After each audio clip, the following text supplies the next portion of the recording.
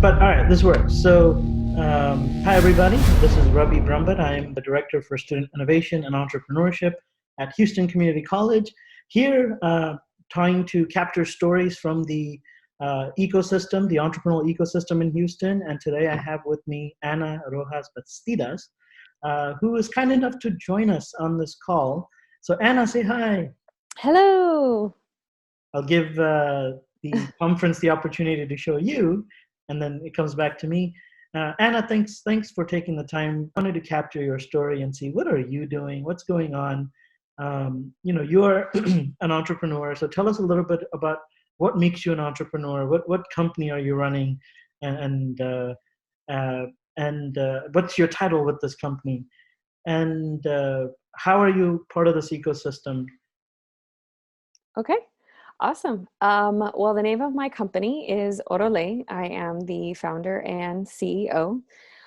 The definition of an entrepreneur is somebody who solves problems with a business. And so the problem that I'm trying to solve is that of a lack of apparel that is both highly fashionable and highly functional for breastfeeding mothers. And so it's been a almost 2-year-long journey from idea to prototyping to MVPs to KPIs to all of these anagrams to get to where we are now. Wow. So how many hours a day are you working on average on your company? As an example, pre-COVID-19 and then during COVID-19. Just curious. So because I had made a really detailed plan about the different phases of the company, my time spent actually hasn't changed. We arrange our priorities and our focus, but have continued to spend, I don't like to count the hours on the business. And I say don't count the hours because there are some days where I just can sit and get work done and ideas come just without any issue. And I stay in that and I give that my time and my energy. And then there are other days where I just make a list, check the items off that list, and then move on because there's not much else that I can dedicate my energy to. So it feels like almost 24/7. Wow. So even if you're not running out and about the house, you're still almost working 24/7 on the company. So is that common, or is that just Ana? Well, a lot of people ask me, because they don't quite understand how I can be in so many places and do so many different things. Mm-hmm. But that comes from, like I said, being able to see where I want to spend my time and where I want to spend my energy. Because if it's all in line with the different tasks and goals and passions that I have, then I'm doing multiple things at once, whether it's networking or developing a product or trying to learn something about business and how you can do multiple things at one time. Great. Even from your house. So if you had to, so like an outline for you, in the day for you would be just whatever is urgent and important that day. And then if you have extra time, then just planning. And I guess you're making decision based on urgency and importance. Is that fair to say? Yeah. And you decide what it is based on that plan, what is urgent and what needs to be done, what you can calm yourself about and say, okay, maybe if you don't get to this today, you'll just put on your list to do tomorrow and you'll do that first and then you'll be fine. But I think that having this plan has allowed me to be able to manage that in a way that isn't stressful, because the last thing I need when safe at home with my family for what seems like now months on end. It helps you to stay focused. A perfect example of that is right now, I should be on a belated honeymoon with my husband in Japan, Wow. but we're not. We are in Houston, Texas. And when the trip got canceled, Mhm. I immediately got involved with this event with Pro Columbia that was happening at the same time that I chose not to participate in because I was supposed to be halfway around the world. But because I knew that it existed, I reached out to them immediately and I said, I would Mhm. love to participate. And they said, fantastic, we'd love to have you, because I had been in communication with them. Mhm. And then that trip got canceled because Colombia just closed their borders and they said, no one's coming in, no one's coming out. Um, but the organization said, okay, no problem. We will do this virtually instead of physically in person. So I said, okay, great. This is not how I was planning on spending my time, but Mhm. going back to having these meetings with manufacturers is urgent, because it is, without this, I cannot create a business plan Mhm. or financial model or any of those things. Mhm. Um, so I had to shift my focus, shift my everything to get these meetings done. And it was a week and a half of meetings, Mhm. but we got them done. And now we have that information. Now we can use that information to build our financial model to be much more accurate, Mhm. so that we can proceed with funding, which I had already begun establishing relationships. Mhm. So, and seeing what opportunities were out there. And now we get to take advantage of those opportunities. Sure. Um, yeah. So, And unfortunately, since we can't sell suits, we're shifted into knowing that we wanted to create a forum on our website so that moms would have a place to congregate. mhm. And now more than ever, they need places to congregate online. And so we've been working on that, and actually rolled it out this morning for people to start checking out and looking at, getting feedback, so that we can really start sharing it, so we can get the moms into the groups and the resources, and just the support systems Mhm. that they need uh, to be successful during their breastfeeding journeys, because isolation is a terrible, terrible thing for new moms who are trying to breastfeed. Wow. So you had a plan. You had, you're working 24/7. COVID-19 hit. Your plan A failed because you also had family life. So forget being an entrepreneur and managing the business, but you're also managing a family. That plan canceled. You had a plan B. That plan got canceled. You went on to a virtual meeting and you start. So you're still trying to do the important and the urgent thing, but it keeps canceling, and you keep jumping from one to the second and third. I guess the learning from you here that I'm getting is that you don't quit.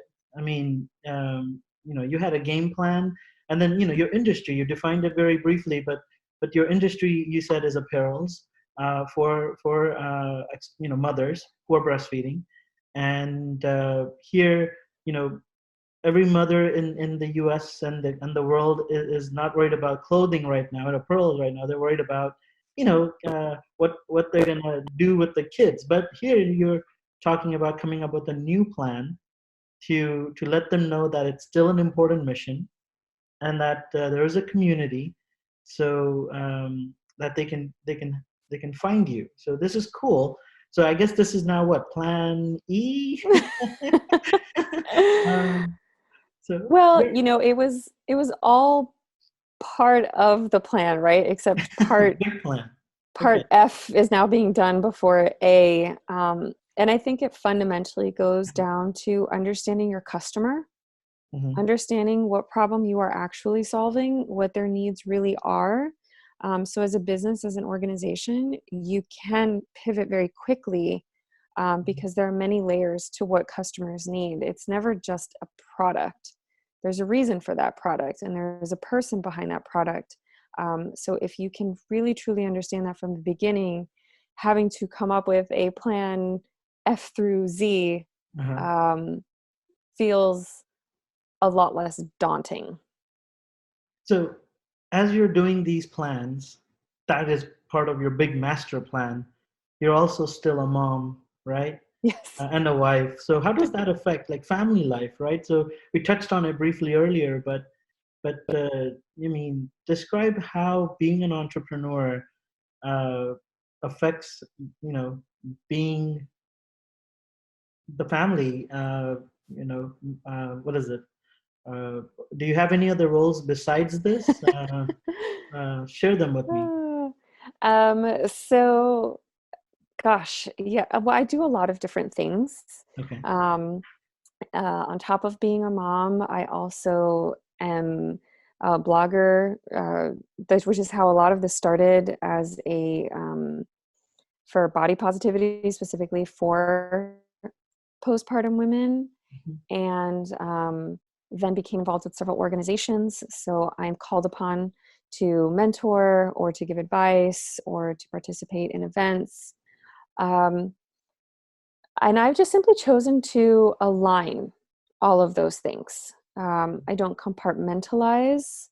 Um, if I look at it as one big organization, then I have the ability to manage it. I think that what happens is we look at family and that's over here. We look at Mhm. business and that's over here. We look at, friendships and social relations, and that's here. And then people are playing the scale game, right? Like, oh, have I done enough over here? Have I done enough over here? And you Mhm. lose track because it's all in different places, versus me choosing to look at it as a whole and how it could collaborate in different areas. So again, as I mentioned before, it's doing two things at once, or sometimes three things at once. Um, Well, how a do you stay perfect motivated to do that? I mean, staying motivated to do three things at once. I mean, while you could easily say, forget this one, I don't have to do it. You can quit on any. I mean, you can't quit being a mom. That's, you know, but the business. So, how do you motivate yourself to want to continue the business, especially when sales are down? No one's going on the website to buy more product. I mean, how do you, man? I mean, stay motivated, Anna. um, so I've been through things in life, and while we tend to slippery slope the way down, and that's what demotivates us, Hmm. we have to slippery slope our way up, right? It's very easy to say, okay, well, if sales are down, then this is going to happen, and then this is going to happen, and this is going to go wrong, and all of these are just going to just fail. Let me just quit now before I even get started. Hmm. But if I'm capable of doing that, then I'm capable of going in the opposite direction as well. Because either way, it's my mind sending me there, right? It's nobody else, it's me. So I equate it to a triathlon, and I've done triathlons. Um, they're exciting, which involves blending together at least three different sports, right? Right. And you realize you're really good at one thing, maybe you're not so great at another thing, and maybe you're sort of okay-ish on another one. But you focus on your individual plan, your individual journey. You stop comparing yourself to other people. Different people have different advantages, and they're starting off in a different place. You Right. have advantages, but you also have disadvantages. But if you focus on either one of those beyond your plan, then you just, again, continue to get very, very demotivated, instead of saying, okay, what do I have to work with? What am I trying to accomplish? How can I accomplish it to the best of my ability? Not anybody else's ability, Mhm. but mine. Um, and how many people can I get to help me so Mhm. that I can spend my energy and my time very wisely. So like when I was training for my triathlons, um, I would drop the children off at school, run to the pool as quickly as I could. Well, I would ride my car. Sometimes I did run because the school was really close to us, and that was part of my training too. Mhm. Um, I'd swim or bike or do what I needed to do, get home, shower, change, and go to work. During the summer times, we were allowed to dress really casual, like really casual for work. thankfully I worked at a childcare facility. So like shorts and a t-shirt were fine and nobody came into the office. So the whole environment was very relaxed. So during lunchtime, I would go for a run. And everybody knew, oh, Anna went out for a run again today, because I would come back like drenched. But I'd give myself half an hour so that I could cool off, eat, and then get back to being able to work. The children would count my laps. I'd give them timers. I would get them involved, and things like that. Now, was I always first place? Never. Was I last place? Never. Did I finish? Always. But at my own pace, with my own training.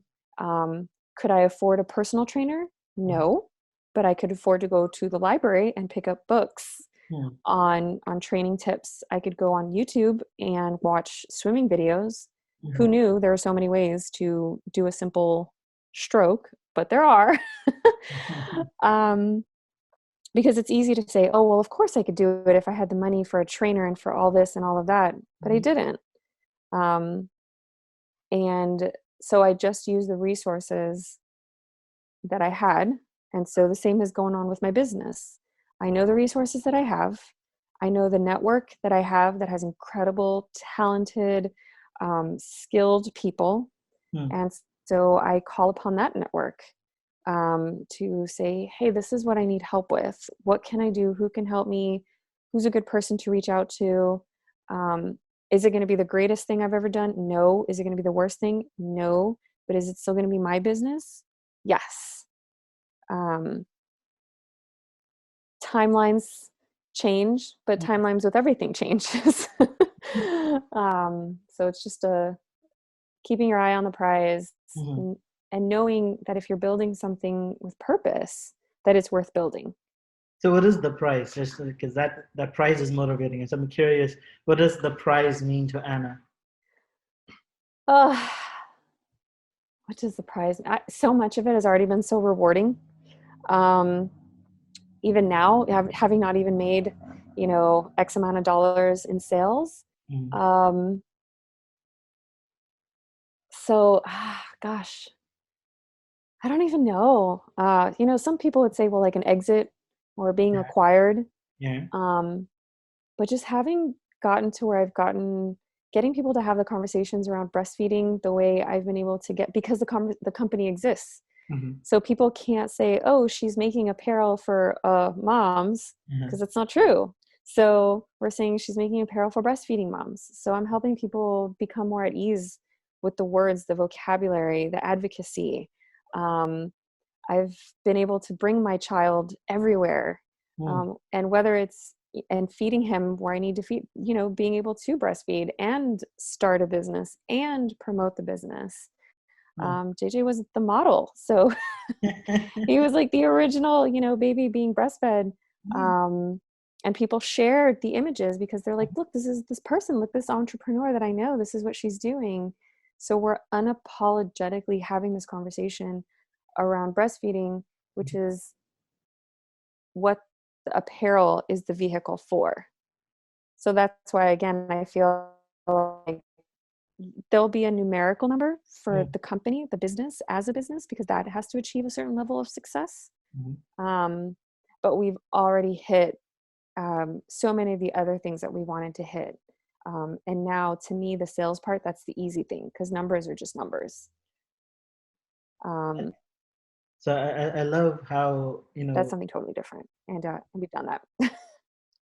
I love your response, because it's like if something happened and everything was grinded to a halt, you were fine. You've already gained a lot from this experience, and it wasn't so much the money, but the network and the experience and the knowledge.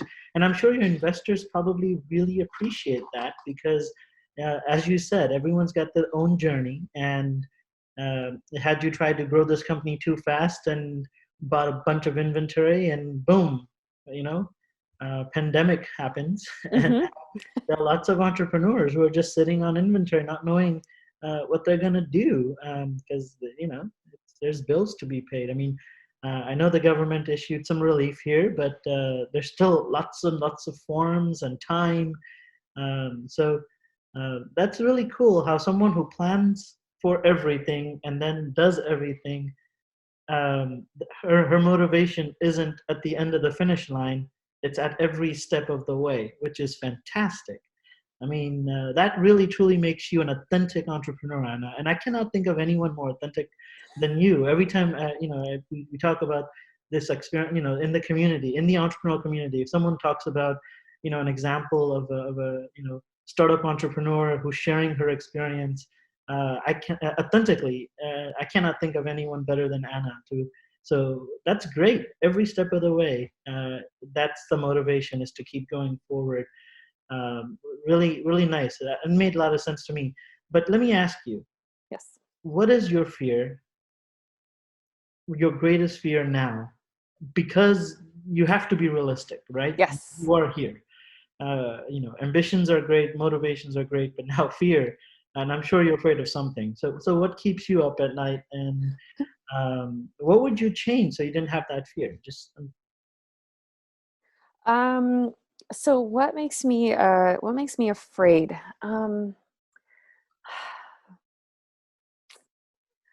Maybe perhaps fear isn't the word that I would choose. Mhm. Um, Let me see. So again, so the biggest fear in the beginning, and I guess I'll go back a little bit because my biggest fear when I first started or first had this idea is that just at the idea people would not understand. They would think that I'm just absolutely foolish, that there was no place for this business. So I was setting my dreams and hopes on something that wasn't even going to be possible. So that was just the first fear of having to tell people that this is what I'm doing, because I was so afraid of the reaction.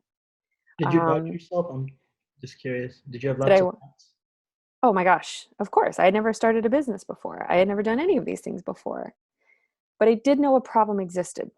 Hmm. And no one could ever tell me that the problem wasn't real. It could be just me.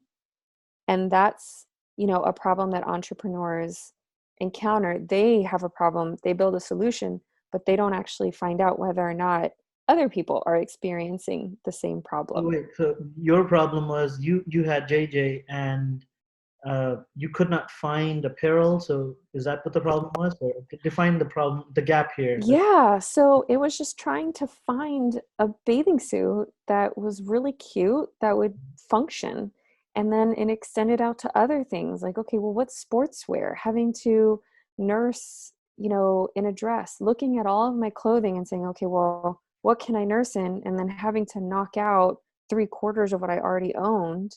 Right. Um, and also recognizing when I did find anything Uh-huh. that the models that they were using were just the stereotypical models that would be very discouraging to mothers, because it just didn't reflect all journeys, just one size zero flawless journey, which wasn't reality.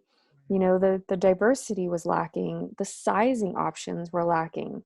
um, so if I was experiencing this as a average shaped mom, I couldn't imagine what, other moms were also enduring. So,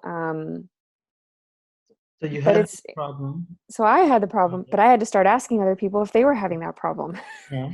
and trusting that they would be honest, especially because it is something that was sort of shameful to admit, right? It's shameful to admit, yeah, I don't fit in the clothes that are available. I'm very self-conscious about, my breastfeeding journey. Yeah, I would love to go out, but I'm just so scared about what people are going to say, do, whatever, that I just stay home. Mhm. Um, so once I knew that problem existed, I had to then tell professional people in professional settings that this was the business and this was the core business. Um, So that's where the fear and the doubt was, that will they take you seriously? You've never started a business, but you've got gonna this react. And problem. once I got out of my little community, my breastfeeding community, mom space, Mhm. how would I be welcomed within the entrepreneurial space? and it's been wonderful. And not everybody has agreed with my business, and not everybody has seen the value. A lot of people have, but once that first person disagreed with me, or once that first person said, well, I don't like these suits, they're ugly, I said, okay, huh, Wow. okay, cool. And then life went on. And so I'm like, great. That thing that I was so afraid of, it happened. And I'm like, okay, cool. But I'm still here, and I'm still moving forward. Um, the fear of finding an investor, or, raising capital. Have I done it? No. Am I working on it? Yes. Have I identified someone who has said that they would be a lead investor for me? Yes. We haven't signed paperwork, but the people have invested. And so now it's a matter of saying, okay, cool. Now we have to dedicate our time and energy to finding more like-minded investors, and we will find them. Will it be challenging? Yes. But yeah, my community has my back. So I'm doing it with a lot of prudence. So, like you mentioned before, there is no debt. I don't owe anyone money. I didn't just jump into it thinking I knew how to do it all. I took a step back and I asked for help. I was given a lot of amazing advice, not all of it that I liked, that I wanted to hear or follow, but I was humble enough to say, okay, these people know more than I do. I don't. I know the problem, but that's pretty much all I know. So when this issue came, I don't have anybody to pay. I've been doing everything contract work, so I don't owe anybody anything. I've been hustling and learning how to do all sorts of things on my own. And yeah, just like the triathlons, just using whatever resources I have within our community, whether it's through SCORE, whether it's through Impact Hub, whether it's through TIE, whether it's through Founder Institute, the accelerator that I'm going through, just all of it. I'm so glad you shared that, because technically that's your team, that, this Mm-hmm. community that's behind you, that's supporting your journey. You mentioned you had some doubts, but when you had this practice, when when you took this part in competitions, and you took part in different incubators and accelerators in the Houston area, you found a team, even though they're not Yes. your employees per se, but they're your team and they're supporting you. So Anna, I really want to thank you for your time. I mean, you've given me your story and your entrepreneurial journey. What do you want to leave with the people who are listening to you, who are considering starting a business, or they've already started a business and they're kind of in similar boats as you in our Houston community? um, what do you have a message for them? And then can people get in touch with you for just bouncing off ideas, or just building that ecosystem that we really do need? um,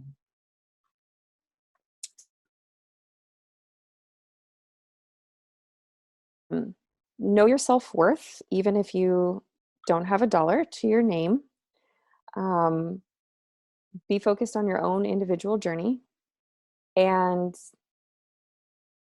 share as much of your journey as possible, because people will help you, and it may not be the people you expect, but people can't help you if they don't know what you need. And so there's no such thing as a perfect entrepreneur. You just you're an entrepreneur, and that's all you can do with that.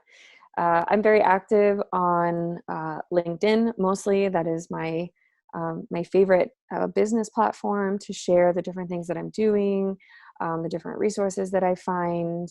And uh, once the city opens back up, you'll find me at all sorts of different events. I make a really good wing woman. So, if you're looking for introduction, happy to do that as well. Awesome. And Anna, how can the community help you? What's your ask from those who are listening or watching? Um, just continue to share and support, the business. And if you are following me and if you are doing that, I'm always very clear as when I need that to happen and what I need that to do, to be. Um, yeah, so don't worry, I will let people know what I need. Do me a favor, just say your business name and the website, and then also what does it mean? Sure. So the name of my business is Orolait, oro meaning gold in Spanish, and lait meaning milk in French, because breast milk is often referred to as liquid gold. And Orolait is a lifestyle apparel brand for breastfeeding mothers, and you can find more information and the suits that are currently available at www.orolait.com. Oh, so you're selling. There's a very, very small handful Okay. in the store right now. But yeah, we were focusing more on finding production companies and stuff like that. Awesome. Well, that's fantastic. I wish you all the best, and I'm so proud of you, all the work that you do in the community around the passion and the cause. And I'm so proud that you're helping our find that fill the need in that gap as an entrepreneur. So both as an individual, uh, I love the passion that you have, but then also as an entrepreneur, the value that you create for our community. So thank you so much, Anna, for all that you do. And I look forward to meeting you when the city opens up again, so we can hang out some. Yes, absolutely. Thank you, Anna. Thank you for your time. Thank you. Thank you.